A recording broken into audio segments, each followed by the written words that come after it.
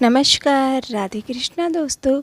आप सभी का स्वागत है मेरे यूट्यूब चैनल में। और जैसा कि सभी को पता है, ज्येष्ठ मास चल रहा है, तो ऐसे में व्रत त्यौहार बहुत सारे इस माह में पड़ने वाले हैं और बहुत सारे पड़ भी चुके हैं।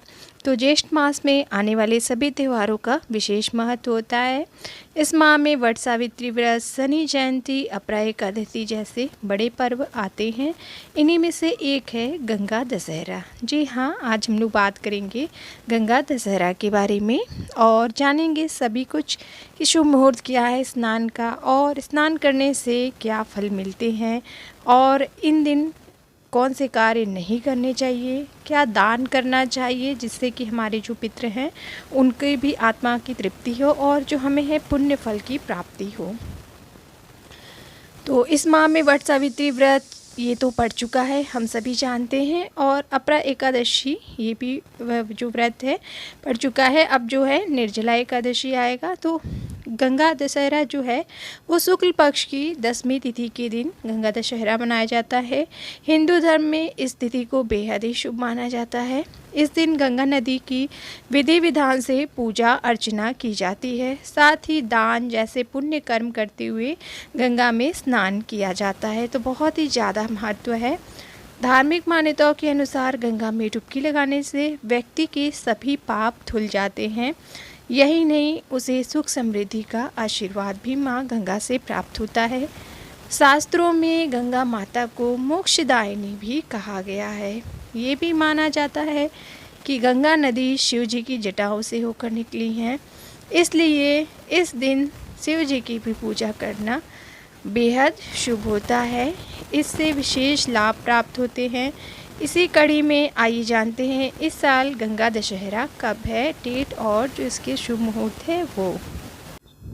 इस साल 16 जून 2024 के दिन गंगा दशहरा मनाया जाएगा। इस दिन स्नान के लिए ब्रह्म मुहूर्त बेहद शुभ है। तो आप कोशिश करें ब्रह्म मुहूर्त में ही नहाने की।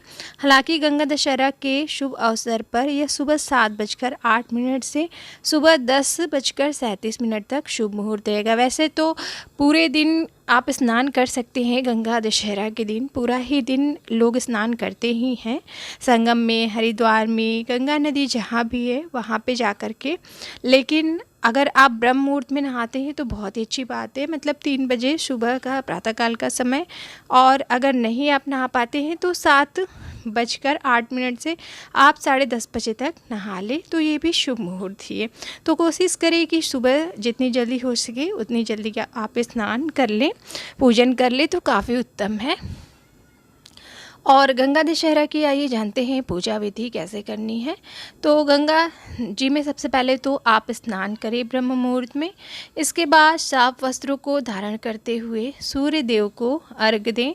तो वहाँ पर जब आप स्नान करने जाते हैं तो घर से भी आप गाय का दूध कच्चा लेकर जाएं और रोली, अक्षत, हल्दी, पुष्प इत्यादि मिलाकर दें। नहीं तो गंगा नदी के किनारे पे भी लोग दुकानों में से बेचते हैं, तो आप वहाँ से भी खरीद करके अर्घ्य दे सकते हैं। और ऐसा माना जाता है कि जब स्नान करते हैं तो भीगे वस्त्रों में ही सूर्य देव को उसी गंगा नदी में अर्घ्य देते हैं। और इस दिन पर गंगा माँ के साथ साथ शिव जी का भी पूजन करना चाहिए। और ये विधान भी है, क्योंकि जो गंगा जी हैं उनका जो उत्पत्ति है वो शिव जी की जटाओं से है। तो आप ज़रूर शिव जी का भी पूजन करें और इस दौरान गंगा स्त्रोत का पाठ करें।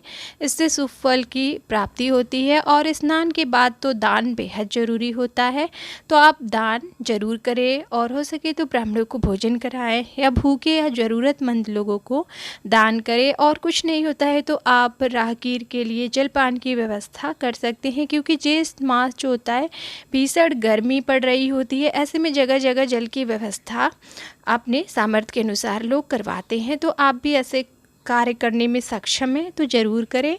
और अपने छत या बालकनी पर ज़रूर ही जल की व्यवस्था करें, जिससे कि पशु पक्षियों को भी जल मिल सके।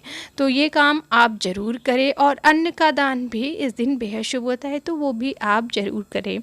और आइए जानते हैं कि गंगा नदी में स्नान करने से तो हमें सुख समृद्धि का आशीर्वाद तो मिलता ही है, और मतलब उस दिन कौन से ऐसे कार्य हैं जो हमें नहीं करने चाहिए, ख़ास करके उस दिन ध्यान देना है। तो इसमें सबसे पहले तो हिंसा नहीं करनी है। जब भी आप पूजा पाठ करें, भगवान में लीन है आप, तो हिंसा किसी भी तरीके से नहीं करना है। और जैसे हिंसा के मतलब कि आप भोजन में इन सब चीज़ों का प्रयोग ना करें, जो नॉन वेज होता है इनसे दूर रहें।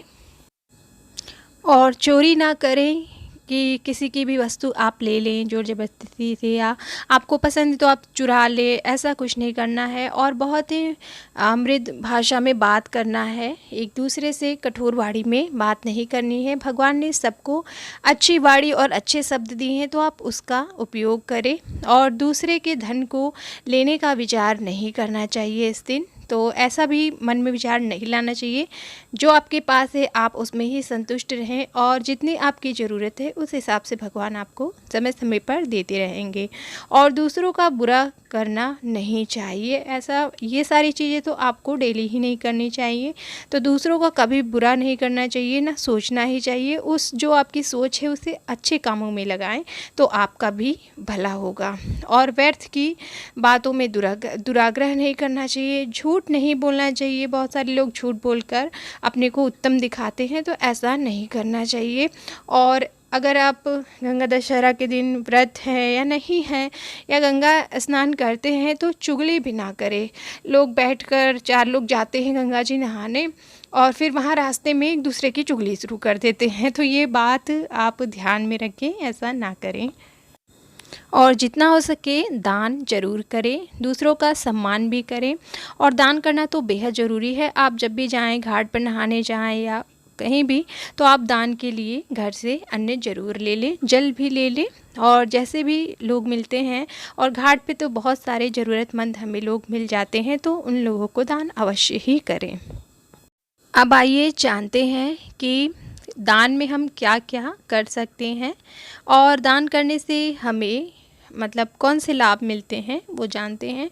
तो गंगा स्नान के बाद ब्राह्मणों को आप अपने सामर्थ्य अनुसार गेहूँ और तिल का दान जरूर करें। और गंगा दशहरा का जो पर्व है, इस पे तिल दान देना बहुत शुभ है, तो आप ज़रूर दान करें। और साथ ही आप ब्राह्मणों को दक्षिणा भी दें। ऐसा करने से पुण्य फल की प्राप्ति होती है, और इस दिन जो दक्षिणा है उसका काफ़ी महत्व है। तो ब्राह्मणों को जब आप ये सब सामग्री दें, अन्न धन्य दें, तो आप दक्षिणा जरूर दान करें। गंगा दशहरा के दिन हाथ का पंखा, सत्तू, मटका दान करें। साथ ही मीठा शरबत जरूर पिलाएं। ऐसा करना काफ़ी शुभ और फलदायी होता है। जो गंगा दशहरा है उस दिन, या आप पूरे ज्येष्ठ मास में पंखा, क्योंकि जो इलेक्ट्रिक फैन है वो अगर आप समर्थ है तो आप दे सकते हैं, लेकिन जो हाथ के पंखे हैं वो कभी भी किसी भी समय लोग उसका उपयोग कर सकते हैं। तो ज़रूरतमंदों को आप हाथ के पंखे जो बने होते हैं वो दान करें। और सत्तू जैसे ठंडी चीज़ें होती हैं तो वो दान करें, मटका दें लोगों को ठंडा पानी पीने के लिए, और शरबत भी दान करें। और आप देखते भी होंगे जगह जगह लोग शरबत दान करते हैं, पिलाते हैं, और ये बहुत ही अच्छा काम होता है। सबसे बेस्ट जो काम है, सबसे अच्छा जो काम है वो यही है दान में। तो गंगा दशहरा के दिन सुहागनों को श्रृंगार की 10 चीज़ें दान करनी चाहिए। ज़रूरतमंदों को पैसे देने से भी माँ लक्ष्मी बरकत देती हैं। तो आप जो सुहागन स्त्रियाँ हैं, अपने सुहाग की लंबी आयु के लिए वो कोई भी श्रृंगार की चीज़ें दान करें। गंगा दशहरा के दिन गरीबों को खाना खिलाना बहुत ही पुण्य का काम होता है। इससे माँ बहुत ही प्रसन्न होती हैं और कष्टों को दूर करती हैं। तो मैंने जैसे पहले ही बताया है, घाट पर जब आप जाते हैं तो बहुत सारे ज़रूरतमंद लोग मिलते हैं, तो आप उनको दान करें। सूखा ही आप अन्न दे सकते हैं, अगर आपके सामर्थ्य में है तो आप भोजन बनाकर भी दे सकते हैं। और वहाँ पे बहुत सारे ब्राह्मण भी मिल जाते हैं, तो आप वहाँ ब्राह्मणों को भी भोजन करा सकते हैं। तो इस तरीके से दान बहुत ही अच्छी तरीके से घाट पर हो जाता है। तो ज़रूर आप, अगर आपके सामर्थ्य में है तो गंगा नदी पर स्नान करने ज़रूर जाएं। और गंगा दशहरा के दिन राह चलते लोगों को मौसमी फल जैसे तरबूज, खरबूज, आम, ककड़ी, खीरे, ये सब भी दान करने चाहिए, क्योंकि गर्मी का मौसम होता है और ऐसे में लोग जो हैं ये सारी चीज़ें खाना काफ़ी पसंद करते हैं। तो आप ये चीज़ें भी दान कर सकते हैं, तो आप ज़रूर दान करें। और पानी तो सबसे बड़ा है, इससे बड़ा तो कुछ भी नहीं है, तो आप पानी तो ज़रूर से ज़रूर दान करें, मनुष्यों के लिए भी और पशु पक्षियों के लिए भी खास करके व्यवस्था करें। तो ये सब दान जो करके आप पुण्य फल कमा सकते हैं और ये सारी चीज़ें एक अच्छे इंसान के गुण भी हैं। तो आई होप आपको ये वीडियो और जो गंगा दशहरा है उसकी तिथि मुहूर्त और जो सारी जानकारी मैंने बताई अच्छी लगी होगी। और बहुत ही सिंपल है, आप स्नान करें, दान करें और अपने पितरों को भी तृप्त करें, भगवान का आशीर्वाद लें। और गर्मी के मौसम में तो हर कोई स्नान करना चाहता है और लोग करते भी हैं, एक बार क्या 2-2 बार लोग स्नान करते। तो ऐसे में आप घाट पे जाके ज़रूर स्नान करें और दान करें। मिलते हैं हम नेक्स्ट वीडियो में, तब तक के लिए राधे राधे। और चैनल को सब्सक्राइब ज़रूर कर दें ताकि आगे भी आपको ऐसी जानकारी मिलती रहे। राधे राधे।